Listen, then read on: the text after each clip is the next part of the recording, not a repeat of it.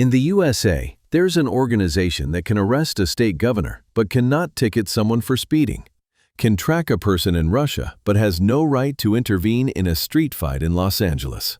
This is the FBI, and it works nothing like the movie show. Every day, the FBI opens 35 new cases. But why do these specific cases go to them and not to regular police?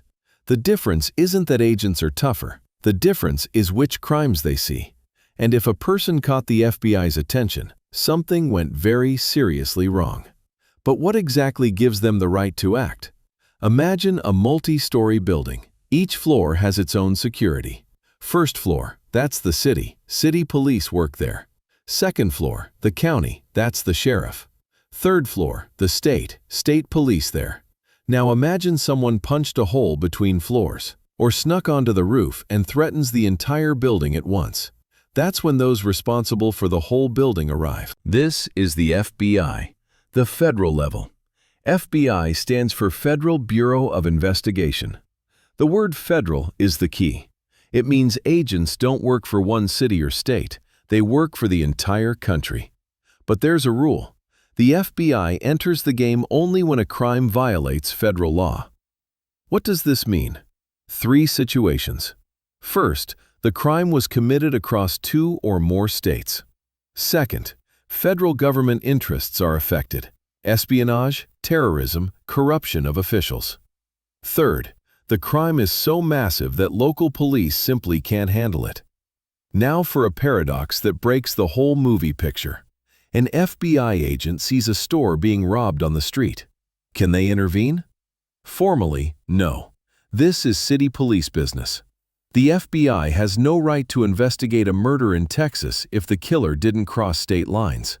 Cannot arrest a drug dealer if he only sells in his neighborhood. But as soon as the criminal crosses the line between states, that's it. He's in federal jurisdiction. And then a completely different game begins. Mental test. A person committed a robbery in Miami, spent the money there, and got caught a week later. Who arrests him, police or FBI? Miami police. This is a local crime. Now a different situation. A person robbed a bank in Miami, got in a car, crossed the Florida border an hour later, hid in Georgia. Who handles the case now? The FBI, because the crime became interstate. One border, and the rules change completely. Most people see the FBI as hunters of maniacs and serial killers. That's how TV shows portray them. Reality is different. More than half of FBI cases are economics and technology. Cybercrimes, fraud, money laundering, corporate hacks. An FBI agent spends more time behind a computer than with a gun in their hands. But here's what's strange. Why do people in other countries, in Russia, Europe, Asia, also fear the FBI? After all, the FBI has no power outside the USA. Or does it? Coming up is the answer to how the FBI can reach a person even in another country, and why this isn't a violation of sovereignty. To not miss the continuation, the subscribe button is nearby. But first, the main misconception. Myth 1. The FBI can arrest any American for any crime. Truth, only for federal ones. If a person stole a car and didn't leave their state, this is state police business, not FBI. Myth 2. FBI agents are super detectives with unlimited authority. Truth, they work strictly within the law.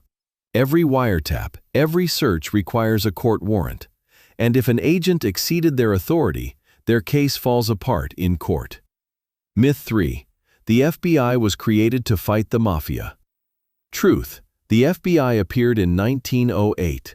The task was different, investigating corruption of federal officials. The mafia came later, in the 1930s. Now about why federal means enormous power. The USA has 50 states. Each has its own laws, its own police, its own court. California police cannot arrest a criminal in New York. But the FBI is above this system. They have 56 offices across the country, plus 400 smaller divisions. One database, one chain of command. A criminal can flee from state to state. FBI agents simply transfer the case to colleagues. No paperwork, no requests for help. It's like having access to all surveillance cameras in the country when each city's police only has their own recordings. That's why the word federal makes the FBI so powerful. A hacker named Ross Ulbricht created the Silk Road website, a black market on the internet. They traded drugs, weapons, fake documents there. The site operated through anonymous networks, servers in different countries. Ulbricht himself sat in San Francisco, but his identity was hidden. City police couldn't have found him. Even state police wouldn't have enough resources.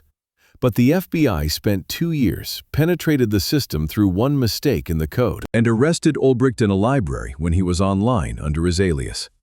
Second mental test. A person sits in Moscow or Berlin, hacks an American bank through the internet, steals data of thousands of clients. Is this a federal crime? Yes, because an American organization was harmed. Can the FBI just fly over and arrest them? No. The FBI has no jurisdiction on the territory of other countries. But here's what they do.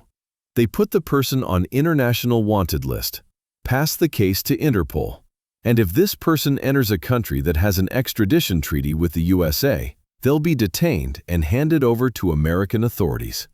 That's why many hackers can't leave their country for years. They're free inside, but the world is closed to them. So how does the FBI reach people abroad? Through 3 mechanisms. First, international treaties. The USA has agreements with dozens of countries. Second, pressure on services. If a criminal uses an American platform, Google, Facebook, Amazon servers, the FBI can demand data, and the company is obligated to provide it. Third, patience. Agents can wait for years until a person makes a mistake, logs onto a site without VPN, flies to an allied country, transfers money through an American bank. One mistake, and a case that seemed closed comes back to life. Why do even those who don't live in the USA fear the FBI? Because their power isn't in guns and chases. Their power is in patience, data, and global connections. The FBI is 35,000 people who see crimes invisible to regular police.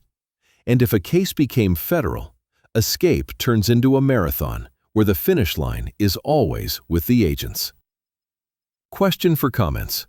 Which FBI case from history surprised you the most? Like if you learned something new. Subscribe to see more breakdowns ahead.